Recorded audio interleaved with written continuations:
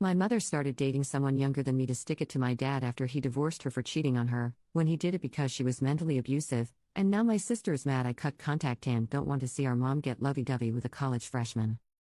I need to talk about this, but how to start this, other than to say, my dad is not an angel either, but when it comes to his kids he at least made an attempt to be there for us.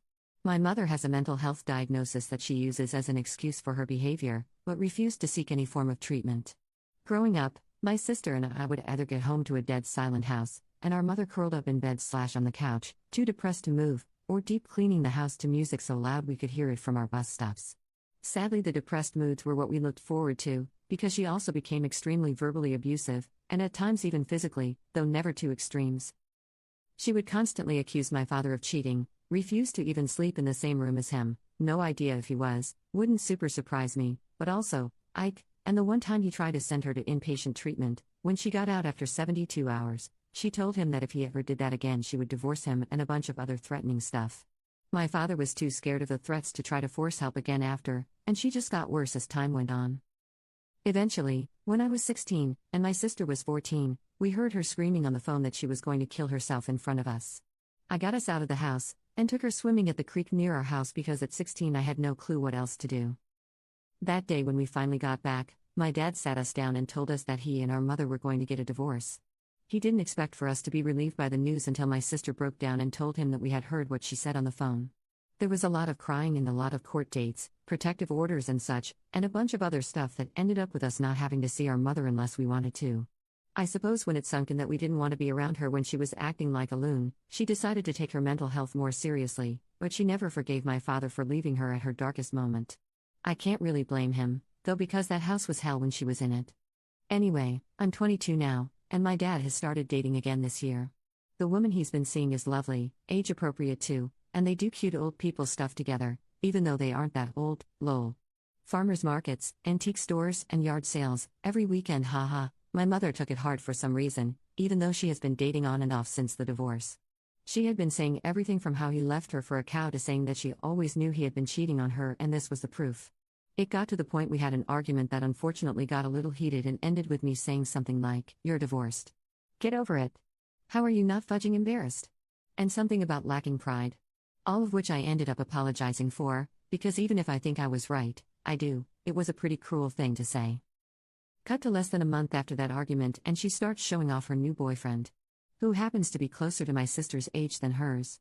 I am well aware this relationship is meant to be a middle finger to my dad, but I can't help it.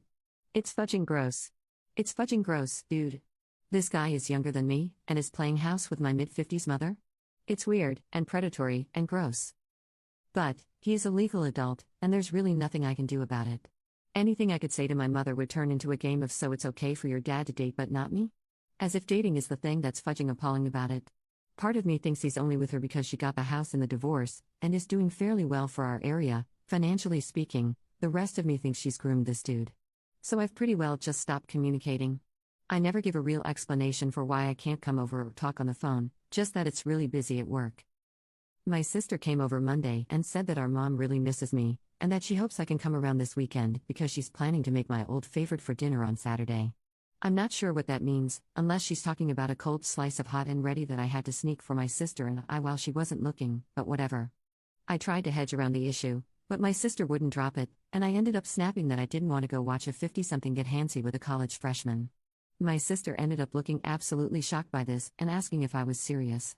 When I shrugged and nodded, she started cursing me 7 ways to Sunday and asking why I had such a problem with mom being happy finally, and I said that I would just prefer if she was happy with someone actually old enough for her, and I wasn't going to pretend to be cool with it, so I figured she'd probably not want me around. My sister ended up hitting me, getting herself barred from my place in the process, and now my mother has been sending woe is me texts and voicemails of her crying and asking if I hate her, and all this other crap I just can't deal with. I don't want to tell my friends about it because they don't know how fudged up my family is, and have mostly interacted with my dad, or my sister, if any of my family at all. Sorry for the length, but I feel better already just getting it out, haha. Thanks for reading, if you did. Commenter: you sound exhausted. Can't you cut off contact for a while to give yourself a break? Commenter 2, Mom. No contact, sis. No contact, Dad. Low contact, you, therapy.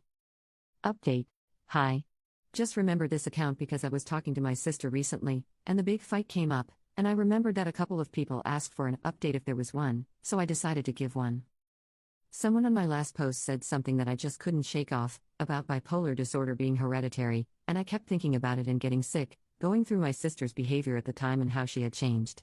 Without getting too into her business, my mother wasn't the only issue, the hitting wasn't the only issue, but at the time I just thought she was going through I'm an adult, I can do whatever I want type of phase, which I admit, I went through. It wasn't until someone pointed it out that it kind of lined up in my head. I ended up talking my sister into seeing someone, just to get tested. I agreed to do it as well, because she had a whole "I'm not crazy, you're crazy" freak out on me. I looked into it, because another comment had mentioned pay scaling and found an option in our price range at the time, though now I have insurance through my new job, so soon neither of us will have to worry about that as much. I triple-checked I could put her on my insurance. I got lucky since she's still in college.